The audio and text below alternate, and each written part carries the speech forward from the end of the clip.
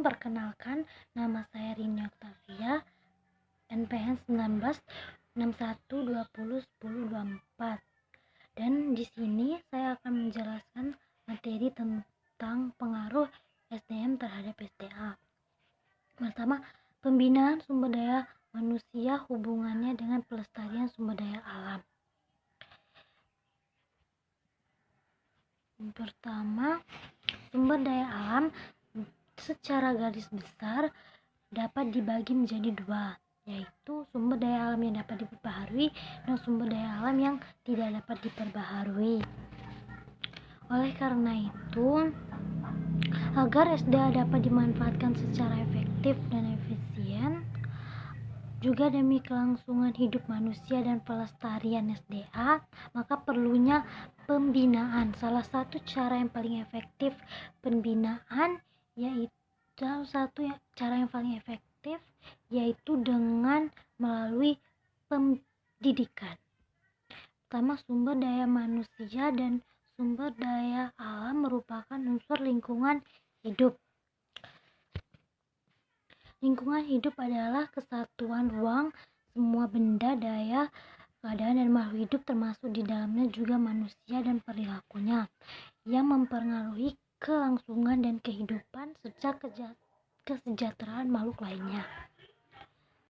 Hubungan sumber daya manusia dengan sumber daya alam. Dalam kehidupan antara manusia dengan SDA senantiasa saling berhubungan. Hal itu dilakukan untuk mempertahankan eksistensinya. Hubungan tersebut memberikan beban pada SDA sehingga daya dukungnya lama kelamaan berada di ambang batas. Adanya beban daya dukung terhadap SDA akan akibat pertumbuhan produk, antara lain dapat diperingan dengan meningkatkan teknologi.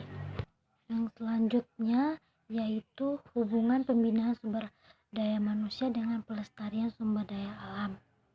Hakikatnya, manusia adalah untuk mempertahankan hidupnya dan kelangsungan spesiesnya. Untuk melaksanakan tugas dan kehidupan membutuhkan energi SDA. Agar pemanfaatan energi SDA tersebut dapat dilaksanakan secara efektif dan efisien dan lestari, maka pembinaan SDA harus diarahkan pengembangan pikiran dan perasaan moral dan lain-lainnya. Kemudian pembinaan sumber daya manusia melalui jalur pendidikan formal. Dalam rangka pembinaan SDM yang berhubungan dengan pelestarian SDA, jalur pendidikan formal dari tingkat sekolah dasar sampai dengan tingkat perguruan tinggi merupakan tempat yang paling strategis untuk melaksanakan usaha-usaha yang bersifat edukatif. Kemudian pembinaan melalui jalur pendidikan non formal. Yang pertama melalui keluarga, yang kedua melalui kegiatan-kegiatan yang ada di dalam masyarakat. Kemudian yang ketiga melalui media komunikasi, baik media cetak, elektronik, atau media tradisional seperti kelompok kesenian yang ada di masyarakat sekitar.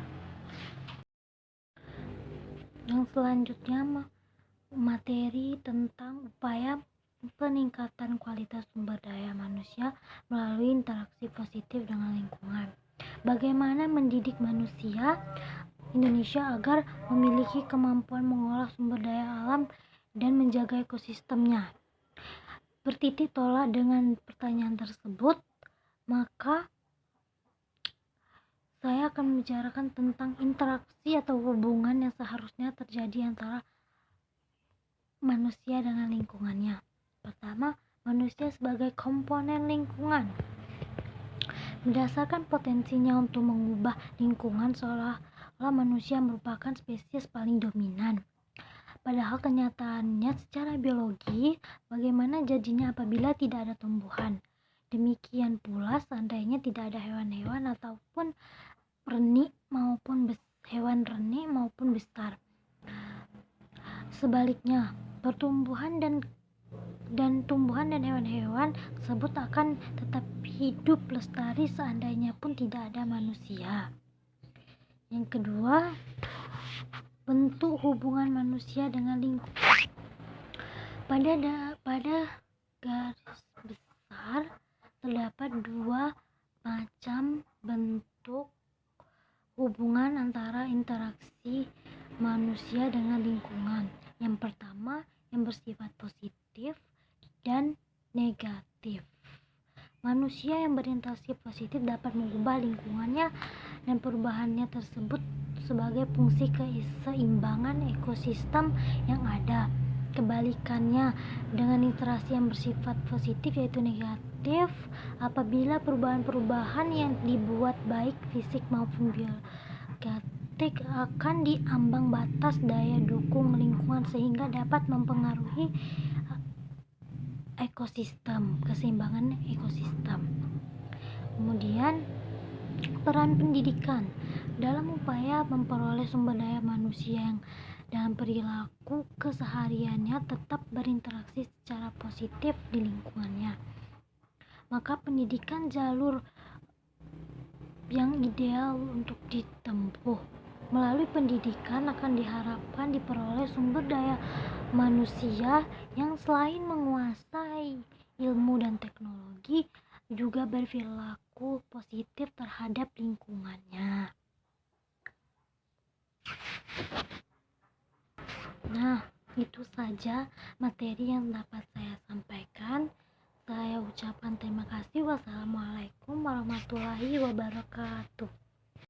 Baiklah, di sini saya akan bertanya, yaitu berikan contoh tentang kegiatan yang mencerminkan hubungan antara sumber daya manusia dengan sumber daya alam.